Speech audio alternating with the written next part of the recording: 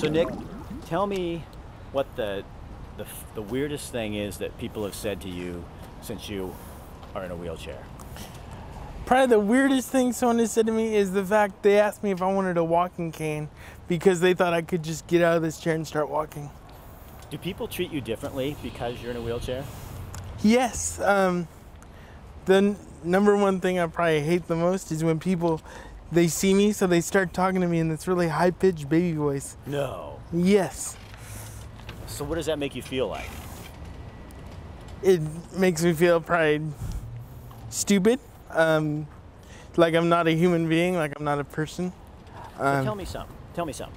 With Look Me in the Eye, this campaign that we have going on for Look Me in the Eye, what is that supposed to mean for someone like yourself? It's supposed to mean for someone like myself to be seen as a person and not just for the community to see me as a person and not just the guy in a wheelchair.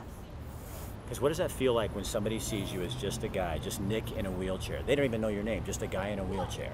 It makes me feel like I'm useless to them, like I'm just another Joe. Like you can just forget ever knowing me because they don't want to take the time to get to know me, and it just makes me feel horrible, terrible.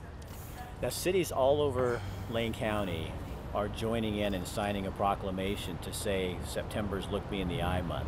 What does that say to you? That's awesome. Of course, a whole month, I think it could be every day, you know, but a month is a great start.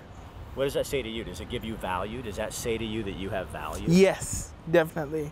It gives me hope. It gives me a meaning to do stuff like this, to be a part of Look Me in the Eye. It gives me a meaning to do this. So when you talk to people like myself, if you see people like me, what's the thing you could tell me that I need to do when I see someone in a wheelchair? What's the first thing I could do? The first thing you could do is simply ask them their name. Start treating them like a person. Is that the hardest thing for you? I would, yes, definitely. Because at the same time, I want them to see me as a person, but I would think when you first get to know me, I'm so guarded in letting my feelings being known. Why? Why? Because when you start to tell them about yourself, they start to think, okay, I'm gonna show sympathy, not empathy for this person. You don't want people to feel sorry for you. There's nothing to feel sorry for you about. Right. You just want them to know who you are. Right. Definitely. So tell me the Costco story when you were at the store.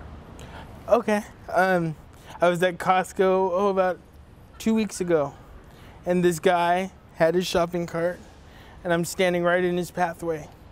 But because I'm looking for something, and instead of asking me to please, instead of asking me to please move or he's coming through, he just decides to take his cart and force his way through the chair. So I had to move no matter what. He didn't say anything. He just kind of looked at me with this disgusted look and then just kept moving. And you felt like? Not a human being. I felt like just a food cart, if you will. Just a piece of furniture.